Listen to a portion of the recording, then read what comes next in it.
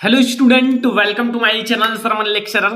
आज हम लोग हिंदी के बहुत सारे महत्वपूर्ण प्रश्नों को देखने वाले हैं। गद्यांश कैसे सॉल्व करें, पद्यांश कैसे सॉल्व करें, आप लोगों का जो श्लोक पूछा जाता है, उपसर्ग, प्रत्यय, पर्यायवाची, बहुत सारी चीजें हैं। तो ये आपके लिए बहुत ज्यादा महत्वपूर्ण वीडियो है। अगर आप क्लास 10 की तैयारी कर रहे हो और हिंदी में आपको दिक्कत है तो आज के बाद आपको कोई दिक्कत नहीं होने वाला है।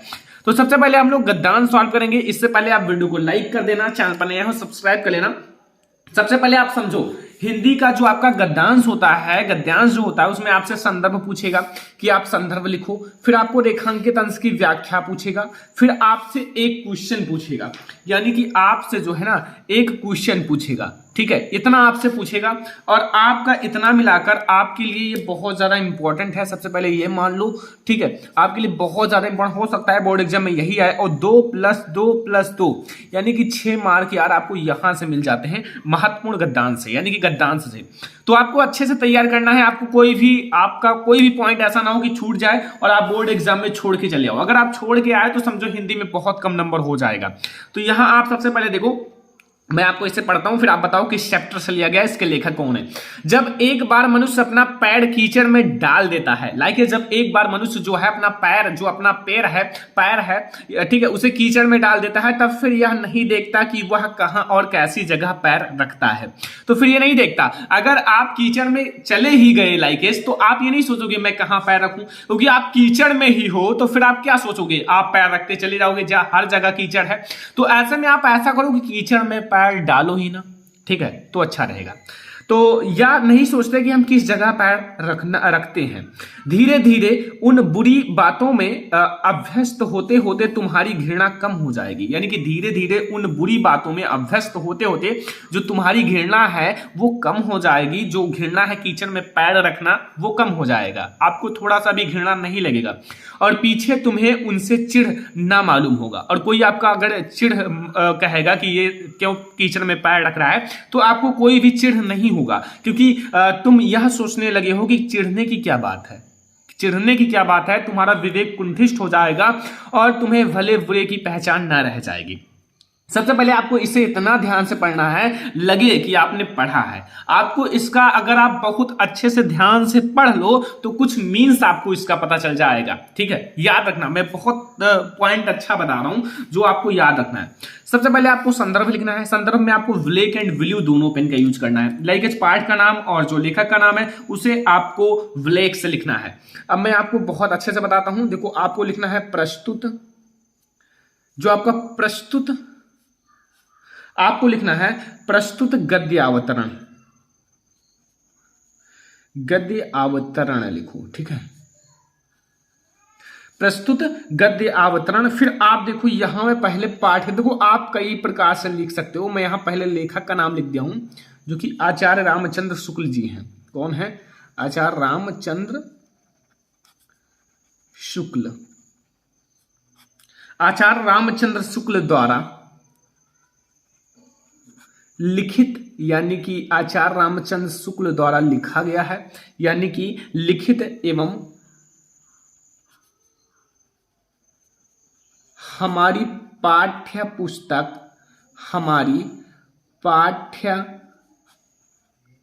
पुस्तक, इसे भी आप ब्लैक से ही लिख देना, हिंदी। ओके, बहुत अच्छे से बता रहा हूं। अगर आप ऐसा लिखोगे तो आपका एक भी मार्क नहीं कटेगा। हिंदी के गद्य खंड, ये आपका गद्यांश है ना, यानी कि गद्य खंड से है। गद्य खंड में संकलित, यानी कि गद्य खंड में संकलित मित्रता। इस चैप्टर का क्या नाम है? मित्रता। देखो भाई, मित्र के बारे में सारी चीजें बताई गई हैं। बुरा मित्र भी होता है, अच्छा मित्र भी होता है, तो उसी के बारे में बताया है। नामक, ये एक प्रकार से निबंध है। किस विधा है? निबंध से अवतरित है, अवतरित है। अब इतना आपको संदर्भ लिखना है। अब अगर आप जितना अच्छा संदर्भ लिखोगे, संदर्भ एक ऐसा चीज है कि एग्जामिनर सबसे ज्यादा इसी पर फोकस करता है। बच्चे ने कितने अच्छे से ब्लैक एंड ब्लू पेन का कॉम्बिनेशन किया है ये भी देखता है एग्जामिनर। फिर अगर आपका सब कुछ सही रहेगा तब 2 मार्क देगा। ठीक है, संदर्भ आप जितना अच्छा लिखोगे, जितना प्रोफेशनल, उतना ही ज्यादा आपको मार्क दिया जाएगा। फिर यहाँ आपका जो रेखांकित अंश है, यहां से देखो, जब एक बार मनुष्य अपना पैर कीचड़ में डाल देता है तब वह फिर नहीं देखता कि वह कहां और कैसी जगह पैर रखता है। धीरे धीरे उन बुरी बातों में अभ्यस्त होते होते तुम्हारी घृणा कम हो जाएगी और पीछे तुम्हें चिढ़ ना मालूम होगी। रेखांकित अंश का हमें व्याख्या करना है, तो कैसे हम व्याख्या करेंगे? देखो कि शुक्ल जी ने बुरी संगति को कीचड़ के समान कहा है। जो दोस्तों का बुरी संगत होता है, कुछ दोस्त ऐसे होते हैं कि अगर आप उनका संगति कर लो तो आप भी अच्छे हो तो बुरे हो जाओगे। होता है, मैंने भी देखा है, बहुत सारे ऐसे दोस्त होते हैं। तो कहा है और बताया है कि कीचड़ से सदा बचकर रहना, यानी कि कीचड़ की तुलना किससे की गई है? जो बुरी संगत के हैं, जो बुरी संगत के दोस्त हैं, उससे हमेशा बचकर रहना। उनसे अगर आपका पाला पड़ा तो आप भी बुरी संगत के हो जाओगे। तो मैं फिर से एक बार कहता हूं कि शुक्ल जी ने बुरी संगत को कीचड़ के समान कहा है और बताया है कि कीचड़ से सदा बचकर रहना चाहिए। ये आपके लाइफ चेंजिंग कर देगा अगर आप कीचड़ से हमेशा बचकर रहोगे, अन्यथा यह हमारे आचरण को दूषित कर देगा। अन्यथा ये जो कीचड़ है ये हमारे आचरण को दूषित कर देगा, और यदि कोई मनुष्य एक बार बुरी संगत में फंस गया तो बाहर नहीं आ पाता। अगर एक बार वो बुरी संगति उसको मतलब फंसा लिया तो फिर वो वापस नहीं आ पाता, यानी कि बाहर नहीं आ पाता। लेकिन जो बुरी संगति वो तालाब के समान है, और तालाब के अगर आप बीच में फंस गए तो ये आप बाहर नहीं आ पाओगे, आपको वही डुबा देगा, और एक ऐसा समय आएगा कि डूब डूब कर मरोगे। ऐसा होता है बुरी संगति, और धीरे धीरे बुरी आदतों में अभ्यस्त हो जाता है, और जब बुराई आदत बन जाती है तब वह उससे घृणा भी नहीं करता और बुरा कहने पर चिढ़ता भी नहीं। पहले अगर वो बुरा ना हो तो कह दो कि यार आप बुरे हो, तो फिर उतना चिढ़ेगा, उसको इतना चिढ़ लगेगा कि वो सोचेगा इसे मारूं। लेकिन अगर वो बुरा है तो आप चाहे जितना कहो, उसको थोड़ा सा भी चिढ़ महसूस नहीं होगा। ये है आपका रेखांकित अंश की व्याख्या, और बहुत इजी तरीके से मैंने बता दिया। और एक आपका प्रश्न है इसी से रिलेटेड, लिखा हुआ है जो कुसंगित में पड़े हुए मनुष्य के साथ क्या होता है? जो कुसंगित में पड़े हुए मनुष्य हैं, तो देखो वो क्या होता है, जो कुसंगित में पड़े हुए मनुष्य का विवेक जो है, विवेक या कुंठिष्ठ हो जाता है। कुंठिष्ठ मतलब जो आपका कुंठिष्ठ हो जाता है, ठीक है, और उसे भले बुरे की पहचान भी नहीं रह जाती। अंततः वह बुराई में आकांठ डूब जाता है, वो बुराई में डूब जाता है, और अगर बुराई में डूब गया तो बुरा हमेशा बुरा ही रहेगा, अच्छा नहीं बन पाएगा। इसीलिए आप हमेशा अच्छा रहो, अच्छाई पर ध्यान दो। कीचड़ में कभी भी पैर मत रखो, क्योंकि अगर आप कीचड़ में पैर रखोगे तो कीचड़ हमेशा पड़ेगा, यानी कि बुरी संगत में आप जाओगे तो उनकी बुरी संगति है आप में भी ट्रांसफर हो जाएंगी। तो ये है हमारा पहला। अगर आपको ये गद्यांश समझ में आ गया हो तो बहुत अच्छी बात है, क्योंकि बहुत अच्छे से मैंने लिख कर आपको समझाने की कोशिश की है, और आई होप कि आपको समझ में भी आ ही गया होगा। बहुत इजी है, अगर आप समझ गए होंगे तो अच्छी बात है। अब भैया पद्यांश आप लोग देखो, एक पद्यांश देखो, ये भी आपको 6 मार्क का मिलेगा। 2 मार्क का आपका संदर्भ रहेगा, 2 मार्क का आपका प्रसंग रहेगा, और 2 ही मार्क का आपका व्याख्या रहेगा। 6 मार्क का ये भी सवाल आएगा, यानी कि ये भी प्रश्न आपके बोर्ड एग्जाम में आएगा, तो जरूर आपको ध्यान से देखना है। लिखा हुआ है, जप माला छापा तिलक सरव न एकहु कामू, और मन काचे नाचे वृथा साचे राचे रामू। अब आप इसका अर्थ नहीं निकाल पाओगे, क्योंकि आपने ध्यान से नहीं पढ़ा।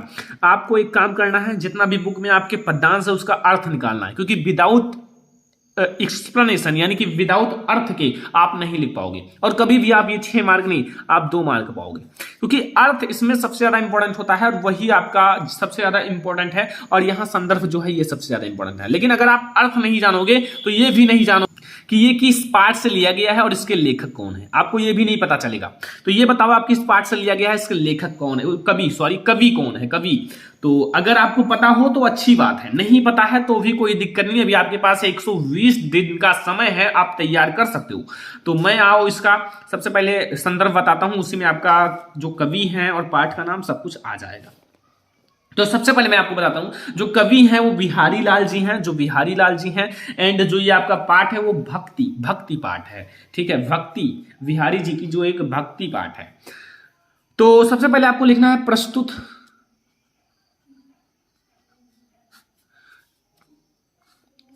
प्रस्तुत दोहा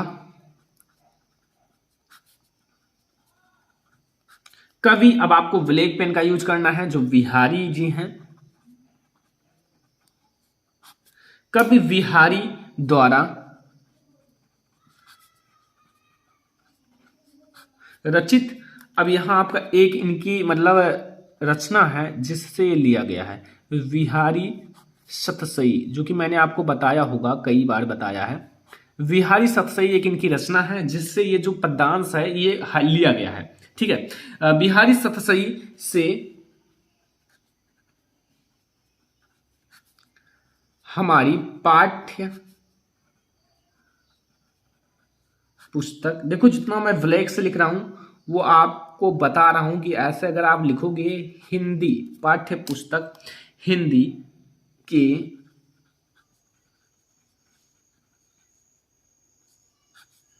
काव्य खंड लिखा हुआ है। ठीक है, वो गद्य खंड था, ये काव्य खंड है।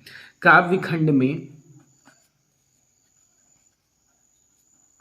संकलित, काव्य खंड में संकलित आपका भक्ति एक चैप्टर है जो कि आपके इसमें है। बिहारी लाल जी इसके कवि हैं। भक्ति शीर्षक से उद्गृत है। तो यहां से आपको सबसे मेन पॉइंट, आपको संदर्भ मैंने बताया है, जितना आप अच्छे से लिखोगे ये होते हैं हाईलाइट, जो एग्जामिनर का नजर इस पर जरूर आता है और आपको फुल मार्क देगा। फिर प्रसंग आपको लिखना है। प्रसंग में देखो लिखना है विहारी द्वारा रचित प्रस्तुत दोहे में वाह आडंबरों, यानी कि जो वाह आडंबर है की निरर्थता बताकर भगवान की सच्ची भक्ति का बल दिया है। मतलब जो ऐसे लोग होते हैं जो माला जप चंदन का तिलक माथे पर लगाकर ये सारी चीजें दिखावे के लिए करते हैं, वो भगवान के भक्त नहीं होते हैं, बल्कि जो सच्चे मन से सच्चे दिल से भगवान की प्रार्थना करते हैं, भगवान की पूजा करते हैं, वो भगवान के सच्चे मतलब क्या होते हैं, भक्ति होती हैं।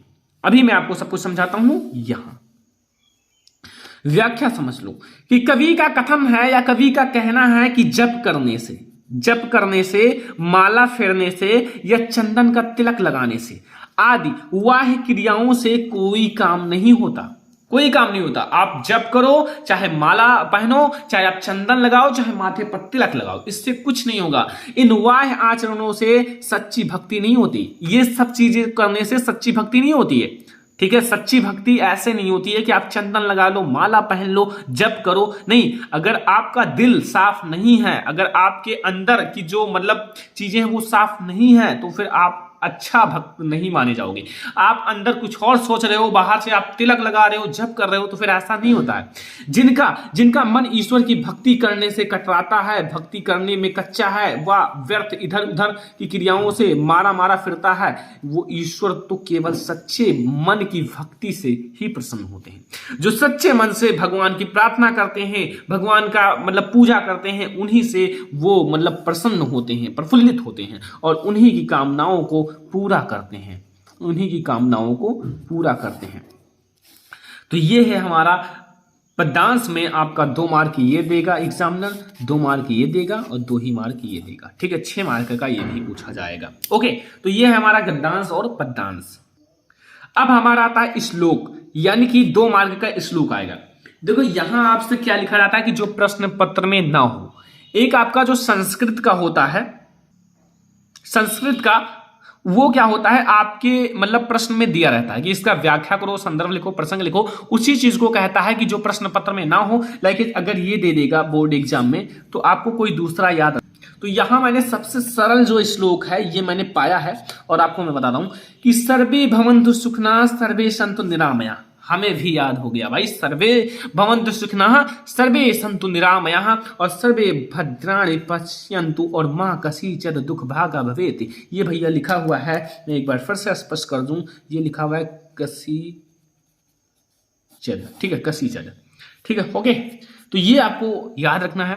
लिखा है सर्वे भवन्तु सुखिनः सर्वे सन्तु निरामयाः। एक बात याद रखना, अगर आपका 2 बिंदी यहां रखा है तो 2 रखना, यहां कॉमा लिखा है तो कॉमा, यहां बिंदी लिखा है बिंदी, यहां 1 है 1 डंडी, यहां 2 है 2 डंडी, यहां आपका आधा ता है ता। ये चीजें होती हैं बोर्ड एग्जाम में। जो एग्जामिनर होता है ये चीज देखता है कि बच्चे ने जो 2 मतलब 2 यहां फुल है लगाया है कि नहीं, यहां आपका ये है इसको दुख लिखा है या फिर यहां आहा का बिंदी लगाया है, ये सारी चीजें देखता है एग्जामिनर। तो फिर अगर ये सारी चीजें आप सही करोगे तो आपको पूरा मार्क दिया जाएगा, कोई दिक्कत नहीं। तो यहां आपको ये याद रख लेना, ये सबसे इंपॉर्टेंट है। सर्वे भवन्तु सुखिनः सर्वे सन्तु निरामयाः सर्वे भद्राणि पश्यन्तु मां कसीचित् दुःख भाग् भवेत्। तो ये आपको याद रखना है एक श्लोक। अब आपको महत्वपूर्ण उपसर्ग बता दें जो आपके बोर्ड एग्जाम के लिए बहुत ज्यादा इंपॉर्टेंट है। महत्वपूर्ण उपसर्ग में मैं फर्स्ट आपको बताता हूं अन। अन का होगा अनअवसर, अनुचित। देखो अन आगे आ जाए चाहे आपका चाहे जो अनअवसर एंड अनुचित भी हो जाएगा। सेकंड नंबर है अनु।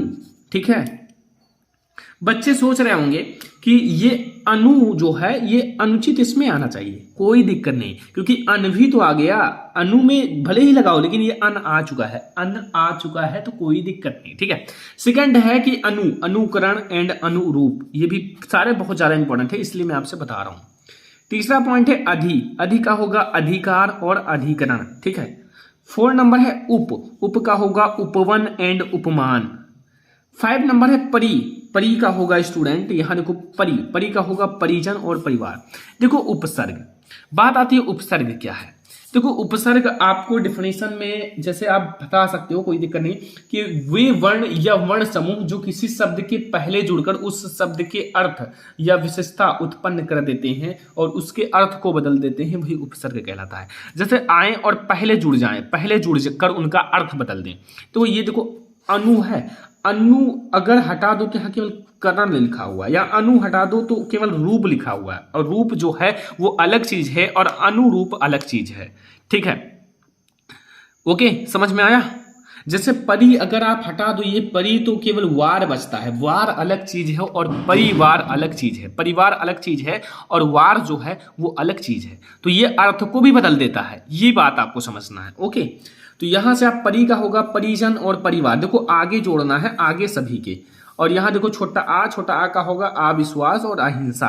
देखो छोटा आ आगे लगा हो तो आप कुछ भी लिख सकते हो, अहिंसा और परिवार मैंने यहाँ आपको अहिंसा और फिर अविश्वास मैंने बता दिया। याद रखना इंपॉर्टेंट है इसीलिए मैंने आपको बता दिया है।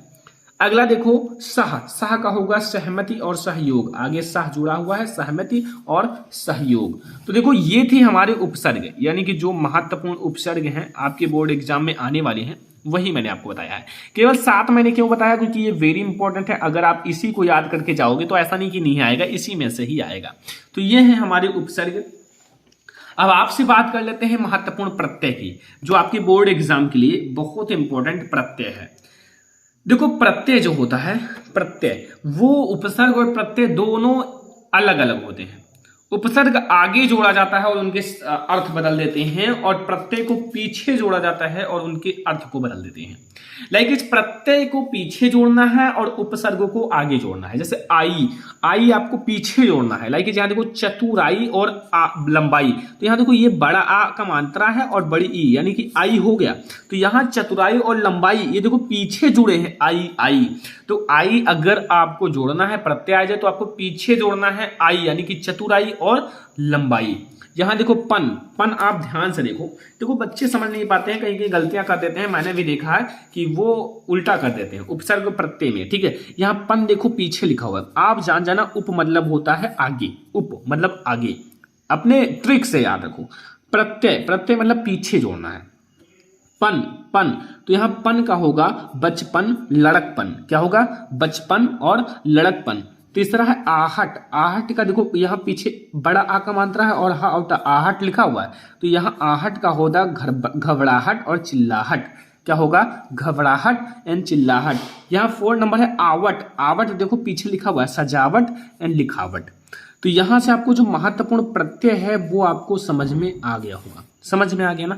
महत्वपूर्ण प्रत्यय में कोई दिक्कत नहीं। देखो यहाँ मैंने आपको 4 ही क्यों बताया, क्योंकि ज्यादा आपके सिलेबस में है नहीं, तो मैं आपको ज्यादा क्यों बताऊं, और है लेकिन ये भाई वेरी इंपॉर्टेंट है। जो VIMP है उसी को मैंने डिस्कस किया है, और 2 नंबर का आएगा तो 4 से 5 आएंगे, उसमें से 2 लिखना है। फिर आप क्या यार, उसमें ज्यादा आपको कुछ नहीं करना, बहुत ईजी होता है प्रत्यय। फिर महत्वपूर्ण पर्यायवाची में मैं आपको एक एक डिस्कस करता हूं अच्छे से, ओके। लेकिन आपको यार वीडियो को लाइक करते चलो ताकि मदद मिल सके कुछ। एंड यहां अब आप लोग देखो, पहला है आकाश। आकाश का क्या होगा, यहां अंतरिक्ष, अंबर और गगन, अंतरिक्ष अंबन और गगन, यानी कि अंतरिक्ष अंबर और गगन। इसे आप 3 बार हमारे साथ वीडियो में रिवाइज करो, फिर आपको याद हो जाएगा। जैसे आपको अंतरिक्ष का पर्यायवाची होता है आकाश का पर्यायवाची होता है अंतरिक्ष अंबर गगन। अंतरिक्ष, अंबर, गगन। ऐसा 2 से 4 बार रिवीजन करो, आ जाएगा। दूसरा आंख, आंख का होगा नेत्र, नयन एंड दृग। नेत्र, नयन एवं दृग, ठीक है। तीसरा है कमल, कमल का पर्यायवाची होगा सरोज, जलज एंड सरोरूह, ठीक है, सरोरूह। तो यहां होगा जो कमल का पर्यायवाची शब्द वो है सरोज, जलज एवं सरोरूह। ओके, समझ में आ गया। क्वेश्चन नंबर 4 है चांद, चांद का होगा चंद्र, चंद्रमा, मयंक। चंद्र एंड चंद्रमा एवं मयंक, याद हो जाएगा ना, कोई दिक्कत नहीं, छोटी छोटी क्वेश्चंस हैं। यहां देखो 5वां जल, जल का होगा पानी, नीर, जीवन। पानी होता है, आपको पता है जल का पानी होगा, जीवन जल ही जीवन है, एंड नीर, ये भी याद रखना। 6वां है तालाब, तालाब का होगा जलाशय एंड सरोवर, जलाशय एंड सरोवर। 7 नंबर है बादल, बादल का होगा मेघ, जलद, घन। देखो जलद होता है और कमल का जलज होता है, ये याद रखना। यहाँ दा होता है, यहाँ देखो यहाँ दा है, यहाँ जा है, जलज होता है और जलद है, ठीक है। तो ये है हमारे आज के हिंदी के बहुत सारे इंपॉर्टेंट क्वेश्चन जो मैंने आपके साथ डिस्कस कर लिया। यहां से अगर आपको वीडियो पसंद आया हो, लाइक करना, शेयर करना अपने फ्रेंड्स के साथ। चैनल पर नए आए हो सब्सक्राइब कर लेना। फिर हम लोग मिलेंगे किसी और नेक्स्ट इंपॉर्टेंट वीडियो में, ठीक है। लेकिन आप लोग यार नोट बना लो, अच्छे अच्छे नोट, सुंदर सुंदर, ताकि आप लोगों को बोर्ड एग्जाम तक याद रहे, ठीक है, जो जो मैं पढ़ाऊँ। तो फिर आप लोगों को इस वीडियो को शेयर करना है अपने फ्रेंड्स के साथ। चैनल पर नए हो सब्सक्राइब कर लेना। चलो फिर मिलते हैं किसी और नेक्स्ट वीडियो में, तब तक के लिए धन्यवाद।